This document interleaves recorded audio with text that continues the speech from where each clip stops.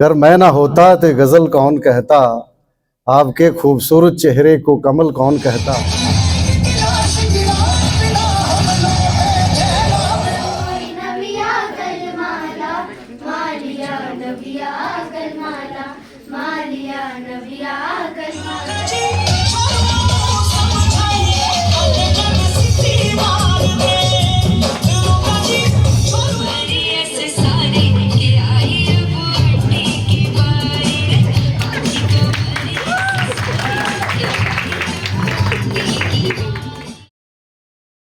Tagore international public school Shamti में वार्षिक समारोह का आयोजन किया गया।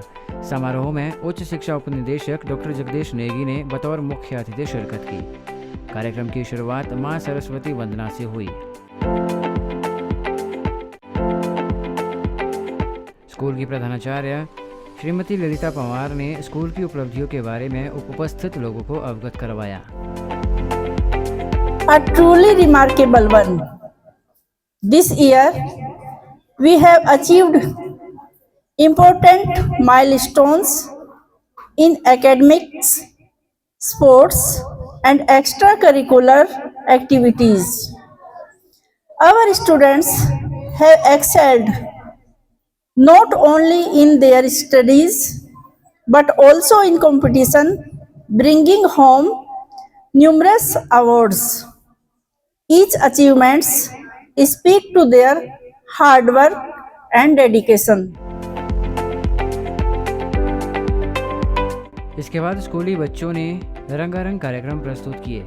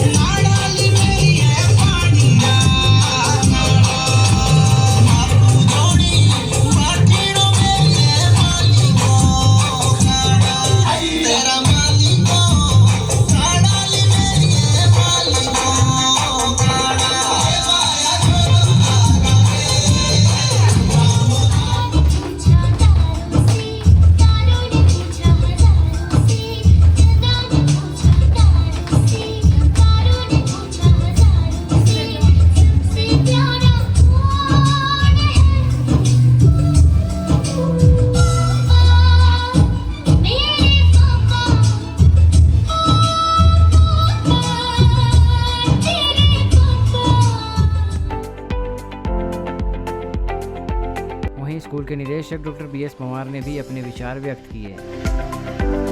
वीडियो एडिटिंग है, तो ये सारे कोर्सेज हमारे पास है, वोकेशनल कोर्सेज। तो हम चाहेंगे 10th तक स्कूल जो है जो हमारे एचपी बोर्ड से एफिलिएटेड हो। 11th 12th में हम NIOS के साथ जहाँ फ्लेक्सिबिलिटी है एजुकेशन में, वहाँ 11th 12th बच्चों को वहाँ से करवाएं, ताकि बच्चों को हम एक दिशा दें। जरूरी नहीं है हर बच्चा कॉलेज जाए, जरूरी नहीं है हर बच्चा BTech MTech करे।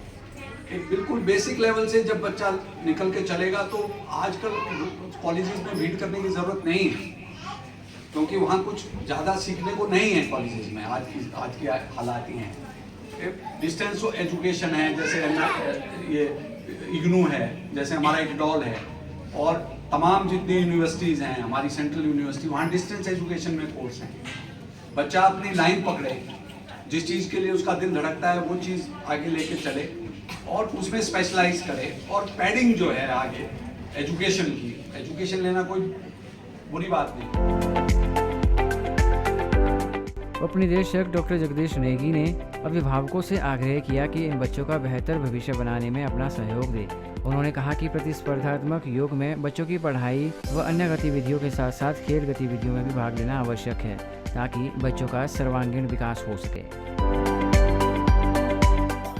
नई परिभाषाएं परिभाषित हो रही हैं, नए संदर्भ में इनको पुनर्स्थापित किया जा रहा है। तो एज ए पेरेंट और एज ए टीचर बहुत सी चैलेंजेस हैं हमारे सामने कि इन बदली परिस्थितियों में अपने बच्चों को किस प्रकार से इनको शिक्षा दीक्षा इनका लालन पालन इनका किस तरह से जो अपब्रिंगिंग है इनकी वो कैसी हो। और आज के इस बिखराव भरे इस समाज में आप देखेंगे कि ऐसे डिस्ट्रैक्शंस के बहुत से ऐसे साधन संपन्नता है कि जाहिर तौर पर उसमें बच्चे जो कहीं ना कहीं अपने आप को कहीं गुमशुदा भी पा सकते हैं कि भाई कहाँ खो गए, कहीं जिंदगी की तलाश में अपने हुनर को पहचानने में या सही दिशा उनको या सही डायरेक्शन या गुड पेरेंटिंग जिसको हम कहते हैं वो नहीं मिली कहीं। तो इस प्रकार का ये जो भटकाव, इस प्रकार का जो पथ विचलित होना है, तो ये भी कहीं ना कहीं चिंता का एक सबब बनता है हम सब के लिए। लेकिन समाज इन सब चीजों से बनकर ही बनता है, सब चीजों से मिलकर बनता है। और हमारे पास ऐसी शख्सियतें, ऐसी पर्सनालिटीज यहाँ सोलन जिला में है बहुत, तो आज यहीं मौजूद है। इनके साथ गाहे बगाहे मैं वाबस्ता रहता हूँ इनके साथ, और बहुत कुछ इनकी नसीहत से सीखने को मिलता है। इनके तजुर्बे को मैं उसको शेयर करता हूँ इनके साथ, और ये भी मुझे अपना आशीर्वाद देते हैं। तो ऐसे बहुत से प्रबुद्ध लोग हैं। तो ये कलेक्टिव थिंकिंग के लिए, कलेक्टिव रिस्पॉन्सिबिलिटी के लिए एक समाज हमारा बेहद किस्म का ऐसे उन्नत समाज, ऐसा समाज जिसमें बच्चों को आगे बढ़ने के लिए स्वतंत्रता तो मिले, आजादी तो मिले, लेकिन उसके पांव कहीं ना कहीं पीछे हमारे जो कल्चरल इथॉस है, हमारा जो रूट्स है, हमारे जो हमारी धरोहर है, उसमें उनके पांव कहीं टिके रहे, जमे रहे पीछे। एक किस्म से वो हमारी परंपरागत जो विरासत है उसको भी थामे रखे, और जो नया जो दौर चल रहा है उसमें भी ये बच्चे पारंगत हों। इस प्रकार का सम्मिश्रण अगर देखें हम, तो ट्रेडिशनल और मॉडर्निटी का कॉन्सेप्ट लेकर के ये विद्यालय मैंने देखा आगे बढ़ रहा है। इनकी प्रस्तुतियों से भी झलक मिली, और यहाँ पंवर साहब से मैं कई बार अपने एक्सचेंज ऑफ थॉट्स अपने इनके साथ में डिस्कशन और इंटरेक्शन करता रहता हूँ। बहुत अच्छी, सुंदर, खूबसूरत सोच के साथ ये विद्यालय आगे बढ़ रहा है। यहाँ संख्या बल की आवश्यकता नहीं है, बहुत थोड़े लोग जो है समाज में क्रांति ला सकते हैं। पॉजिटिव थिंकिंग, अच्छी सोच वाले लोग जो है 4 हो, 10 हो, 20 हो, बहुत संख्या कम हो सकती है, लेकिन बदलाव जो लाएंगे, जो क्रांति जो लाएंगे, जो रेवोल्यूशन जो लाएंगे, और बच्चों को जो ये धरोहर सौंपेंगे, ऐसी जो लाइट हाउसेज है हमारे, जो प्रकाश स्तंभ है, ये जब हम हमारे बीच में रहेंगे, इनका सानिध्य मिलेगा, तो निश्चित रूप से ये समाज हमारा उन्नत होगा, प्रफुल्लित होगा, प्रस्फुटित होगा। ये आभा मंडल हमारा फिर पुनः जो पुनर्स्थापित होगा, प्रतिष्ठित होगा। सारी क्यों नहीं होगा? आज जिस शिक्षा की, जिस गुणवत्ता की हम तलाश कर रहे हैं, इतना जोर हमारे विभाग, हमारी सरकारें, हमारे न जाने कितने प्रकार के इंस्टीट्यूशंस इन्वॉल्व है कि व्हाट इज क्वालिटी एजुकेशन, की आज गुणवत्ता वाली शिक्षा क्या है, कैसे डिफाइन करेंगे। आज इसके फंक्शनल एस्पेक्ट्स की हम बात करते हैं, प्रैक्टिकल एस्पेक्ट्स की बात करिए। आज के ग्रेजुएट जैसे कहते हैं कि हमारी अगर देखा जाए कसौटी पर जब उतरता है वो, तो वो एक +2 का लेवल उसका नहीं होता है। ये क्यों क्षरण हुआ, क्यों ये यहाँ पे इरोजन हुआ, क्यों डिक्लाइनिंग ट्रेंड हुआ, सभी मंथन करने के लिए इसमें जो है प्रतिबद्ध हमें होना पड़ेगा। हमें साथ लेके इस पीढ़ी को लेके चलना पड़ेगा। इस कदर जो है टेक्नोलॉजी ने हमारे निजी जिंदगी में दखल दिया है कि अब इसके बगैर हम नहीं रह सकते। हमें आसक्ति हो गई है, एडिक्शन हो गई है। ये गैजेट्स है मॉडर्न, इसका सदुपयोग करेंगे तो बच्चे भी लाभान्वित होंगे। इसमें बहुत कुछ लर्निंग मटेरियल पड़ा है, और यदि इसका दुरुपयोग करेंगे, अब्यूज करेंगे, मिसयूज करेंगे, तो फिर खुदा जाने कि किस तरफ को, कहां की ओर, किस दिशा की ओर वो बच्चे मुड़ेंगे, और फिर अल्टीमेटली घूम फिर करके इसी समाज में वो कहीं ना कहीं हम सब के लिए एक बोझ बनेंगे, हम सब के लिए एक चैलेंज बनेंगे, जो कि कहीं ना कहीं वो समाज में उनका जो है उनको निहित करना, उसका समायोजन जो असंभव हो जाएगा।